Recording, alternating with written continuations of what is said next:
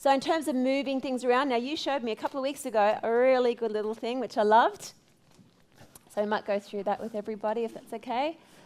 Basically, is when you're talking bathroom renovations, you're gonna. I work it in a way where you've got 3 stages and then a fourth stage that doesn't really come into play, but I'll explain it to you anyway.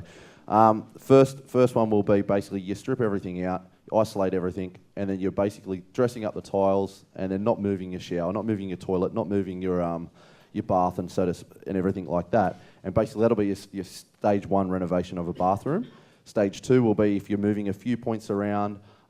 It's a compressed fibro sheeted floor, which is pretty easy to go through and connect up underneath the house, so to speak, all that sort of thing. So that's your stage 2. And then stage 3 will be is if you're moving every single drainage point, every single wall point inside the walls, and you've got a concrete floor, which you've got to jackhammer up the whole floor. That's your most in-depth work that needs to be done.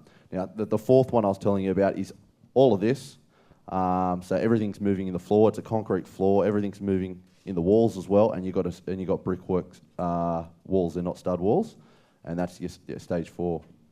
So sorry, what's the difference between these two? The brickwork for the walls. Yeah, timber studs. Number 3. Yeah. And brickwork. That's easier. Much easier for the plumber and Sparky to work with a timber stud wall than a brick wall. So that's brick. All right. So the cost. So do you all understand what Mark's saying? Yep. So if you just come in, this one, if you're not making any changes, like if everything is laid out in the correct position, that's no changes, just coming in, just doing new fit out of new fixtures and fittings. Here you're moving some, so here you might say, I don't want that toilet right in front of the front door. Actually, somebody drew me, I'll go through here, yes. Somebody came to me, I can't remember who it was, but somebody came to me yesterday and said, look, I've got this bathroom renovation, and they had the toilet there, and they had the bath there. Who was it? Oh, yeah, you. And you basically had your vanity through there. So that's obviously a little bit out of scale. I think your door was, like that. Door through there. There wasn't that much room, actually.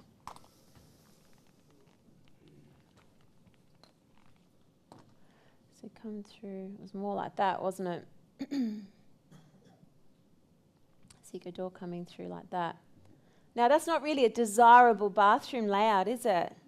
Because, you walk through your bathroom, the first thing you see is what? Toilet's ugly. You don't want to be putting, first line of sight, you want it to be something attractive. So my recommendation here, what do you think my recommendation was? Yeah, we can't change the 4 walls. That's a no-brainer, okay? So what I said in this instance is what I would be doing is I'd be flicking the bath. There was a little window through here as well. So I said what I'd be doing is I'd be flicking the bath around like that. I would be coming through and moving the toilet through there so it's not in the line of sight. And I would be putting a shower over the bath. So I think your bathroom had no shower at the moment. Was that right? Oh, yeah, sorry, you had this weird little tap coming off there. Yep, so I'd be coming through and putting a little glass shower screen through there. I'm creating a shower over bath through there.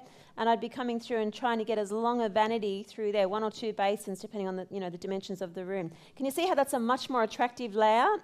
Okay, so in that instance, if we were coming in and just keeping everything as is, that would be what we call a number 1.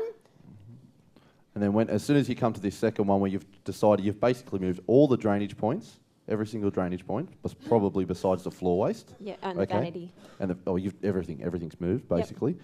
And then you've moved all the water points, so you start coming into this stage 3. Now, the only thing that'll change that to a stage 4 is whether or not the stud wall isn't a stud wall and it's a brick wall where everything needs to be chased out. So that would go from a stage 1 to a stage 3/4 depending on your walls. Yep.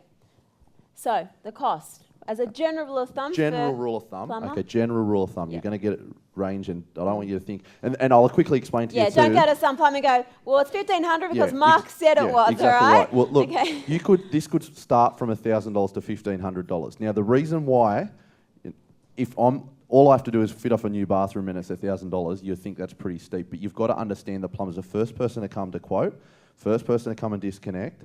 Right, and there's the last person to leave at the finish off. So you're actually going to be there 3-4 times just to get it all done. So $1,000, it does seem steep to just not do anything inside the walls, but it actually is to cover the cost of coming out 3 or 4 times to do so.